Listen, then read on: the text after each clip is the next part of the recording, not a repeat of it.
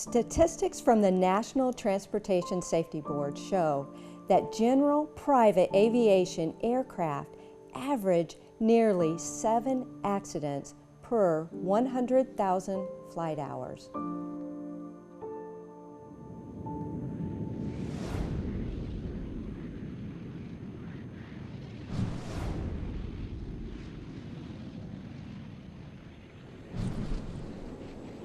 The sky was blue and not a cloud in sight.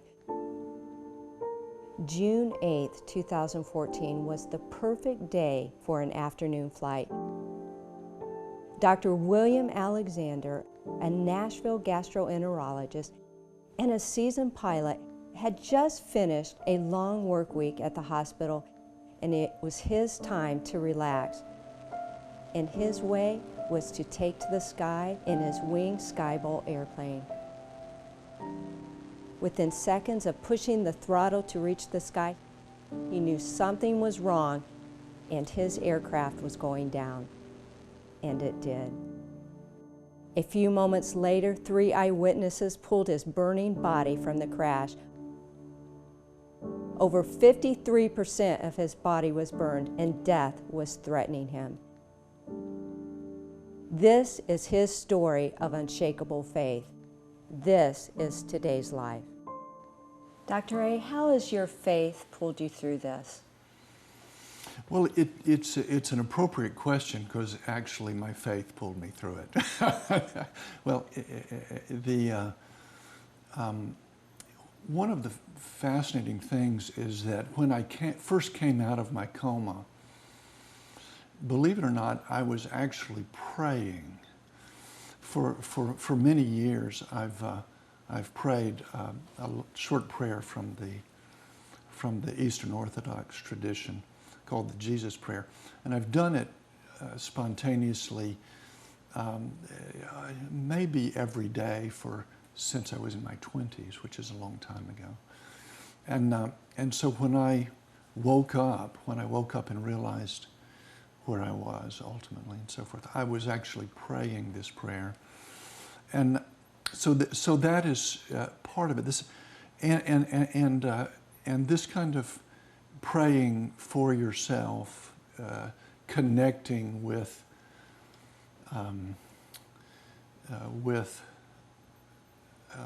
your Savior, is reassuring. And you really need a lot of reassurance in a situation like this. The second thing was, I have there's a community of Mennonites that live about 70 miles from Nashville, who came to visit me almost every other day. I mean, they were there, they just kept coming and coming to, and it's remarkable how much friends and family are important when you have been brought as low as I was brought. I mean, I was brought about as low as a person can go and stay in this life. And what I knew was that this group of dedicated, committed Christians were praying for me, and came to find out that literally 1,000 or 2,000 people across the country had knew me and had heard about it, or knew people. I think you had more people praying for you too that you probably didn't even know. Probably so, but I mean, literally maybe a couple of thousand people praying one prayer for my recovery. And I believe that is part of how I recovered. Now, when I've looked over the data and I've reviewed the data, because my friends told me something, and it turns out that it wasn't embellished. The algorithm for my survival at age 62, and with a 53% burn and pulmonary injury and a broken back in 3 places, my chance of survival was 12%. And so to be able to come back and be able to come all the way back was a surprise to the staff at the burn unit. First time I went back for a checkup 1 week into my rehab, just in the rehab hospital again, the whole burn unit came to my rehab session to see what they had been a part of. It seemed to me they were astonished. The ones who pulled me out of the helicopter.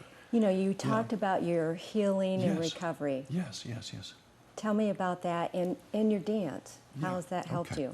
Although I wasn't supposed to walk for about a year, maybe 10 months, within 16 weeks, I was seeing patients in the office again. Within less than that, within 14 weeks, I was flying again with a safety pilot. Within 14 weeks, I'd started dance practice again. I had been practicing for an event. I started practicing again. And whereas I wasn't really supposed to walk for almost a year, I gave my first dance performance at 11 months, which was, for me, sort of the symbol of having come back. Being able to fly again, being able to be a physician again, being able to dance again and perform, and to do it actually better than I had before the accident was marvelous. Yeah, marvelous. What about your perspective on life today? My perspective is that of a healer. That is to say, that is what I do. I'm a single person. I spend more hours in the hospital and in the clinic than I do in my home, and that's how I define myself. And my ability to focus, figure out ways to help people improve their pain, improve their quality of life, to live more abundantly. That is my life. Dr. Alexander, thank you so much for being here, sharing your incredible story. I am so glad that I'm able to be here and talk with you today. Thank you so much for coming and letting me share what's been a profound change in my life. Okay. Do you need healing in your life? Do you have circumstances that just seem impossible? Friend, remember that you can do all things through Christ who strengthens you. Trust Him with your life so that you can share your story of unshakable faith with others. This is today's life. I'll see you next week.